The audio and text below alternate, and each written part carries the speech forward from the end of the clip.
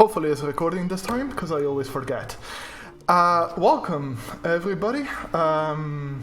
Just doing a small update, because I know all of you, most of you cannot make it for the E3, and it's unfair that you guys don't get all the updates and all the stuff that we are going to show to the press and private content creators and so on. So let me show you a little bit around. Now, first, some story. Up until now, we've been working a lot on what we call the Alpha 6. We've been doing RC1 through 5, and I understand that is confusing. So what we did is splitting the titles. What goes live on the beta branch on Thursday and normal branch on Tuesday, next Tuesday in 1 week, will be the completion of Alpha 6. Everything that we've been doing basically for the last, 4 months will be in this one patch. This is the final version, the one that is being presented on at E3. So you're going to see many different things, even though this at the top is related to the server, so that doesn't change. But what is important to understand is that the game is very, very different. We have been keeping it a little bit low when it comes to marketing and PR, because we want to go all out when it comes to marketing from this week. So now with Alpha 6, we have the new tech tree, contracts, endgame, new logistics, new lighting, new world generation, a bunch of stuff that you're going to see now. If you haven't played the game in at least 3 months, the game is going to feel completely different. I'm Italian, so I move my hands a lot.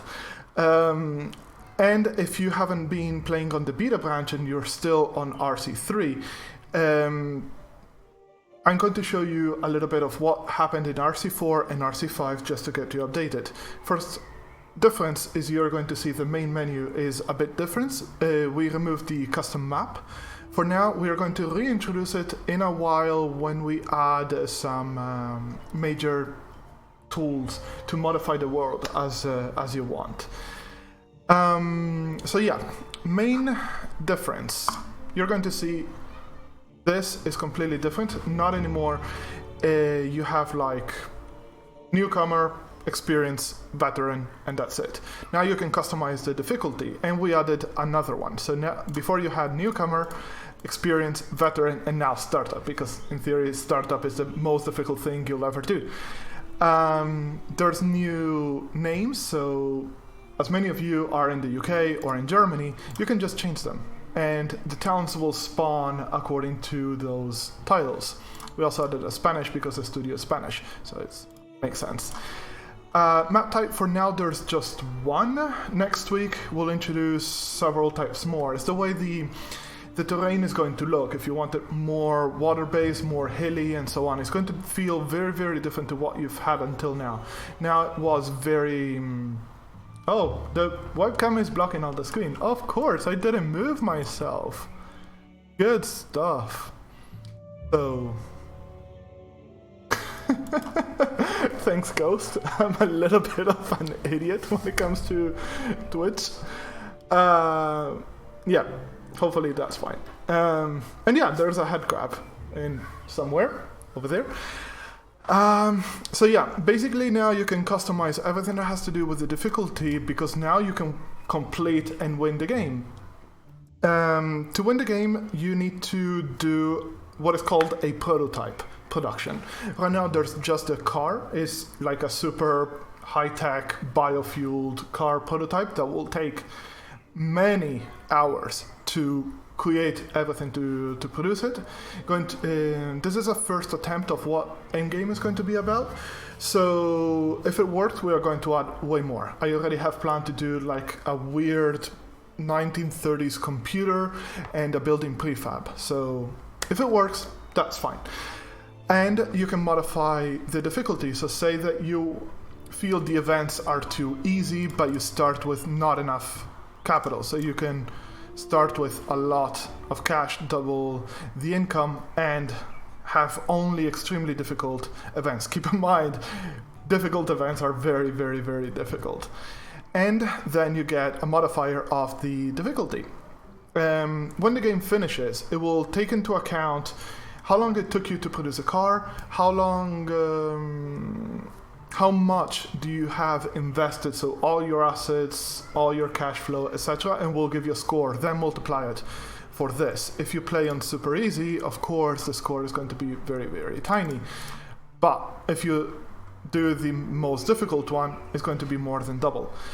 Keep in mind, this is very, very difficult. Some of you have requested to have the game even harder, so yeah, go crazy. But it is not the maximum difficulty. You can still increase it even more, and you have 250. I honestly have never tested this difficulty before. I don't know if it's so incredibly hard that it's impossible. Just give it a try, and let's see what happens. Aside from that, more changes. Going to change the way free play is going to be renamed to Sandbox. Basically, you have infinite cash, there's no region and no tech tree. Basically, do whatever you want. So that shifts the focus a lot more on career, which is what you're supposed to be playing, with all the progression, with a win and lose situation, achievements that are coming soon as well, and so on. So, to give you an idea, let me load a build. More stuff that we changed. The world generation is going to be very different. It's going to, let me close the window because kids.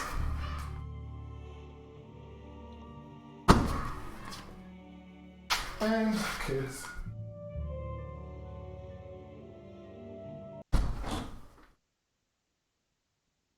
Isn't it wonderful to live near the park? Yeah. Hopefully you can hear me now. I'll just start boiling, so if I turn red, don't mind me. Okay, so this is basically the save game that we have showing at E3. It's a little bit different to what you're used to, because we changed the way the map is going to be a bit more vertical. You're going to have a lot more puddles and hills and so on, but also there's random blobs of color that will break the monotony a bit. One thing that you'll notice, so as you can see, this is my setup.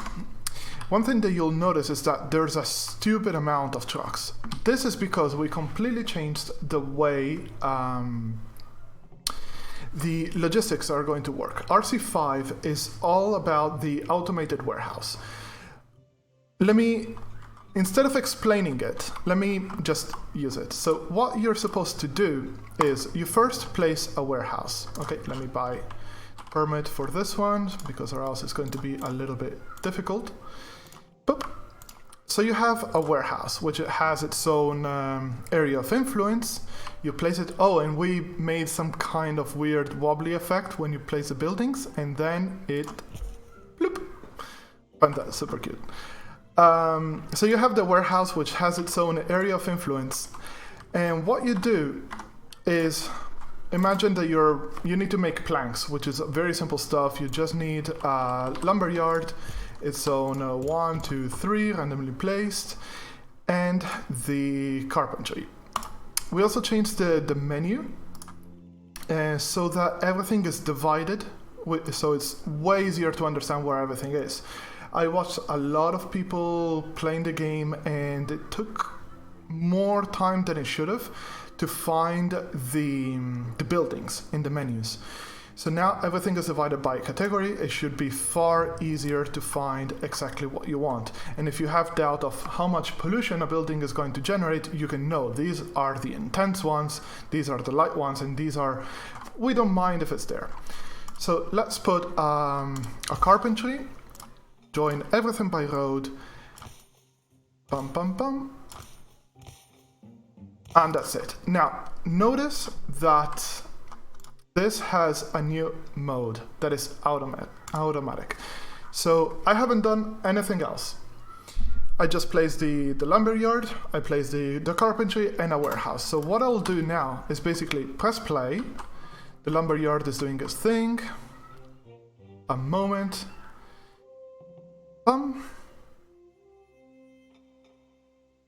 It sends the trucks as usual, And now, up until now, what I should do is stockpile this. I need to go and set up a destination to the carpentry and so on. What it does now, automatically, it receives the stuff, it sends it to the warehouse. The warehouse tells the carpentry center, hey dude, I know you're making planks and you need wood. We have wood now, come and get it. So they send the trucks to collect the stuff. They're going to collect enough for the current production and the next one. So the production will never stop. Once it's completed, it will also automatically send the planks to, because it's also automatic, it will send the planks to the warehouse. And with the warehouse, you can send it either to a truck depot, use a trade route, or send it to a shop, or you can make a huge setup like this one, where you have a few, let me slow down, a few warehouses all connected, and this is all producing perfectly without a single destination. Everything is automatic. The only manual stuff is, of course, is to say, grab the final product and send it to the shops. An addition, as you can imagine, been playing a good amount of Factorio, is this. You press Alt, and it shows the bubbles of everything that is working. Green means that it's currently producing and is perfectly fine. Grayed out means there's something wrong, meaning, for example, the input. Like this one, for example, is grayed out. It was grayed out. Let's see. This one is grayed out because it doesn't have any water. So wait until the water arrives and it will start working. Another tiny thing that we did is adding animations to the fields. So you can see them growing, the yellow shovels. So you can have a progress of what is the percentage of production, because they take a good amount of time and you can see that they are produced. Basically give more information without having to open the panels. And these are the major changes for RC5. Basically, it's all about pollution. Efficiency. Sorry, I was thinking in the future. And that's the idea. So for RC4, we've had different contracts, different loans, more events, different ways to handle production, the new facilities. Remember that the prototypes are going to be here. They are ridiculous expensive. So just to set up, this building will cost 50 millions, which is a ridiculous amount. So it's very, very endgame. But you don't need just one building. You need to make all the parts. So basically creating all the R&D that is required for the car prototype and all the different parts that are the new recipes, it will take you very easily like 10 in-game years to research everything, and maybe $200 million to create the setup, plus the upkeep, because it's not quick.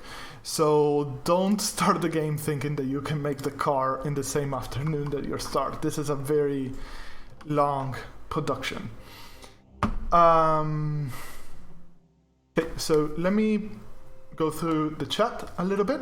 So sandbox mode, you can create a certain amount of starting money, and infinite money is an option. Yeah, definitely infinite money is what is going to be included from Thursday, so for the official RC5 patch. So there's no need for you to just put a ridiculous amount of money. You'll have an infinite symbol here, so you can do absolutely everything that you want. You can create the car from the first minute. It will take a huge amount of space. I'm pretty sure that it would take you at least all this region just for the setup. It's endgame. It's basically like making the rocket in Factorio, so take your time. Render optimizations, yes, definitely. This is an internal pre-launch build, so of course, and keep in mind this is in 4K. So, and I'm streaming and recording frame rate drops are, of course, going to happen. I don't have a supercomputer like, for example, you're going to see with the new Fallout game that they're going to present. Yeah. Plans for the future. Now, we are going to relax a bit in August because we deserve to rest a bit. But in Gamescom, which is in the 21st of August, if I remember correctly, we're going to show a lot of new stuff that I think you guys don't mind. A big one is going to be, well, tiny ones are going to be achievements and trading cards, because I know you guys are achievement hunters and completionists. So going to release a lot of achievements. For Steam, GOG at release. GOG is a bit different how it handles this kind of stuff. It's going to be way later. So Steam, trading cards, achievements, analytics, cloud saves, etc. Localization, very, very, very important. At Gamescom, going to have the game translated to German, at least. So, because I know the German market is pretty big on this kind of games. And going to continue releasing different patches. So once in a while, a new language will be released. Very possible at the beginning, we're going to support the big ones. I don't know, Chinese, German, possibly Portuguese, possibly French, possibly Japanese, possibly Spanish. Russian and Chinese are the big ones. So definitely languages. Aside from that, modding. Modding is something that excites and scares me equally. Because I've been playing all my life on other PC Master Race games, and the modding community does very, very weird things. But basically, you can modify everything in the game. If you want to grab a bunch of modelers and you are going to basically do a steampunk or a post-apoc or Lord of the Rings modding, you can do it incredibly easy. Modify recipes, change the distribution cost, change the way even the pollution looks. You can do anything that you want. And both things combined can mod your own languages. A lot of people are going to work in languages that aren't that common, like being asked for Bulgarian, now in the chat asking for Dutch. Other people have been requested to do Neo-Latin. I didn't even know it was a thing, but hey, going to release the tools. Basically, it's edit what is called a JSON. It's basically a spreadsheet thing, and you can modify the game into any language that you want and then share it with the community via an external website or Steam Workshop. So that is going to be very, very easy. Translations, some are going to be official, so formal, professionally made outsourced languages. But of course, I need you guys to help me with to make sure that the outsourced guys are doing their job. So any typos, anything else, just let me know. Yeah, Esperanto, for example, is another requested one because everybody loves experimental languages that didn't catch on in the 20th century. Yeah, basically this is everything that we have planned for the near future. Updated the roadmap that I'm going to show you if I can. Just a second.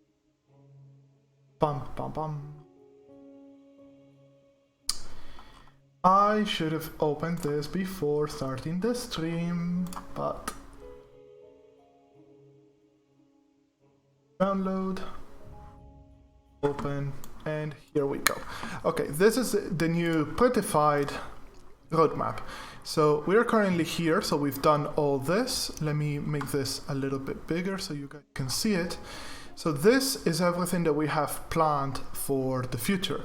We're going to focus on these during the summer.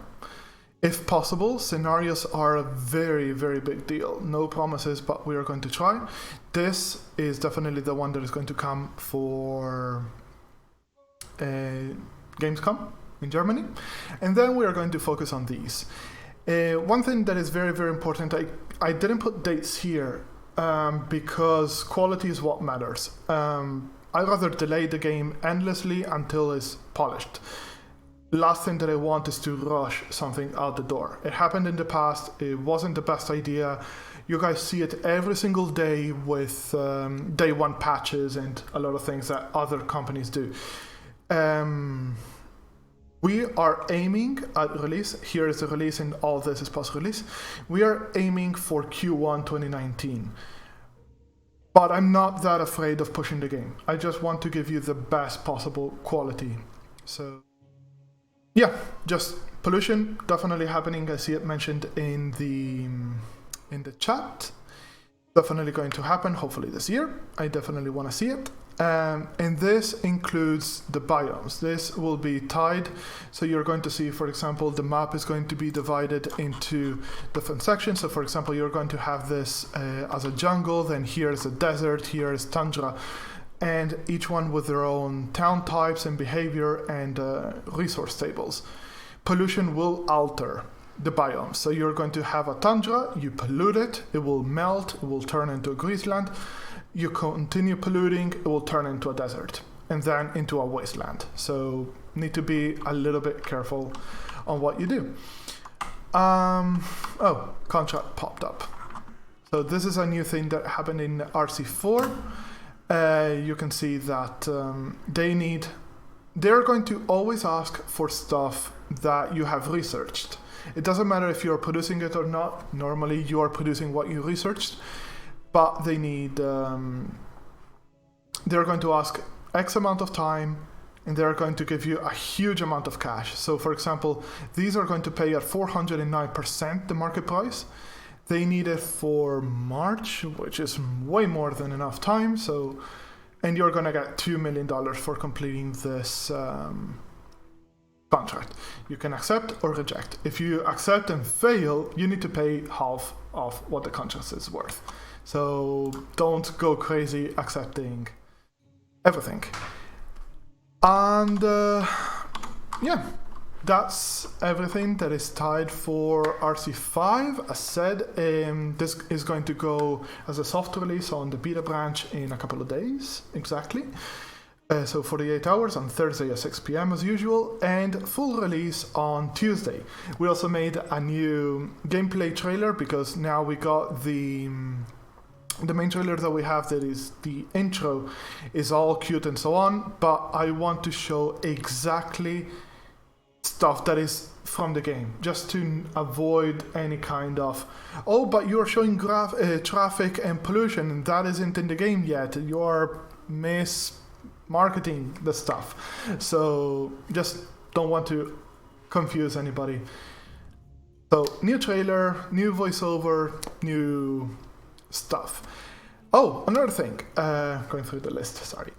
Right now there's 6 songs in game. From this Thursday, going to have 14, so more than doubled. I think it's already 3 hours of non-stop songs, and because they're very much in the ambient, as you guys can see, it's basically infinite. There are no current plans to release the soundtrack. Very possible it's not going to end up as a paid DLC just yet, because I think that paid DLCs during early access is not the best idea possible. I don't know if we'll throw it on Spotify or YouTube or whatever. But yeah, just know that there's a lot of new songs. So yeah, I don't know. I needed to mute the game. I don't know if the new ones are playing. But yeah, so this is the plan. I know I ramble a lot and not too used to beats, and this is all the idea. So if you guys got any kind of questions, just let me know. Just remember that all this information is, of course, public. Stuff like, I don't know, new recipes are definitely coming, new productions, new mini-map, everything is coming. So yeah, anything that we might have missed that is not here, it should be easily doable via modding, and if not, just request it. I'm always in Discord, so just tell me what you need in the game. Question, any insights about enemy businesses? Now, this is a very requested thing, because right now there are no competitors. You can see that the towns make their own stuff, but they don't directly compete with you. Soon enough you can buy them out. So if, for example, they place a building next to yours and you want that resource, for example, you can buy the building. AIs per se, as in competitors, AI that have their own tech tree and cash flow and need their permits and they sell their own stuff, that is something that we've been thinking about for quite some time. It is very, very possible. I cannot say when, because as you can imagine, it's a big deal. It is very, very, very possible that it's going to come, along with not a stock market, but with the possibility of you buying them out and then buying you out if you fail miserably. This is all conceptual. We'll see. We'll see how it goes. It is very, very possible. So let me open the roadmap. I would say if we are going to do it, it's going to be around this time.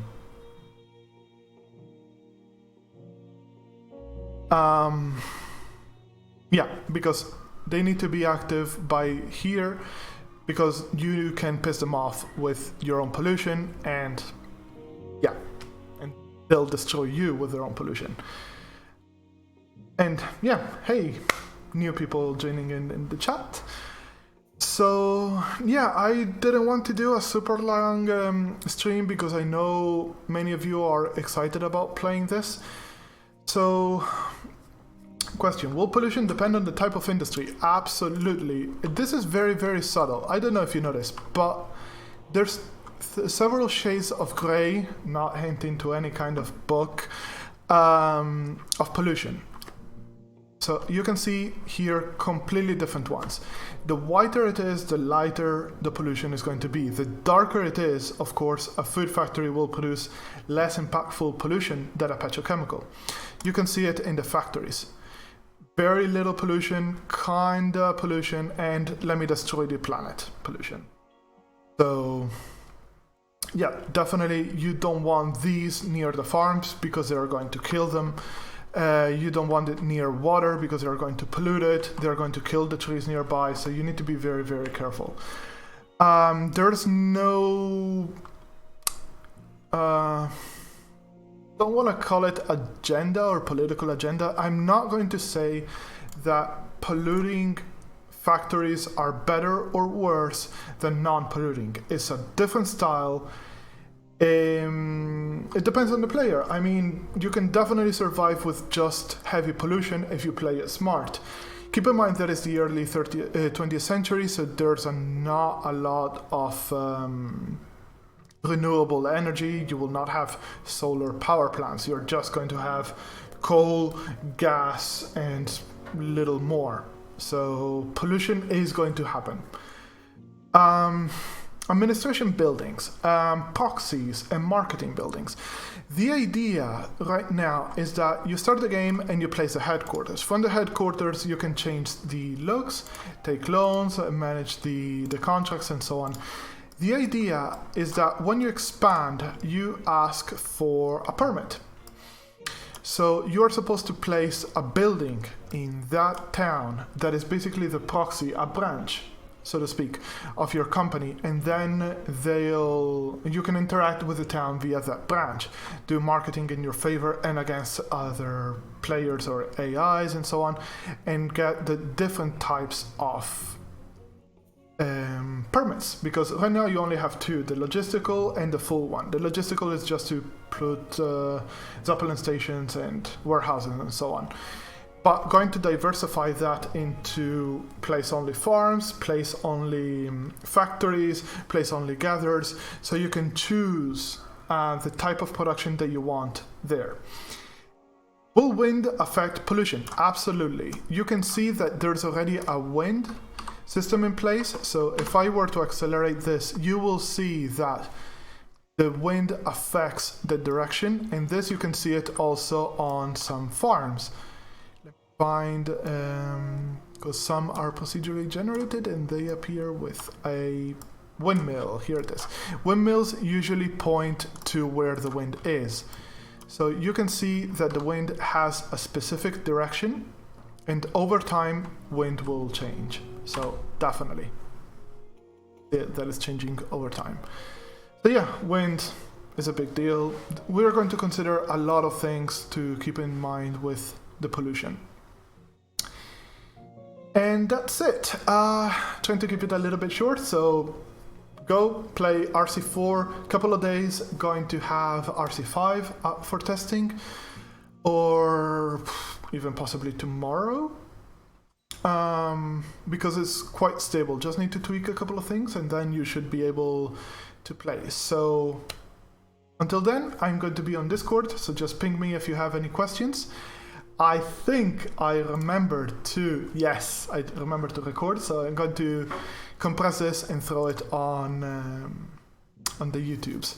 So guys, thanks a lot for joining. Thanks a lot for supporting and for playing the game. It is essential that you guys give your feedback, and yeah, just have fun. So take care guys, and see you on Discord.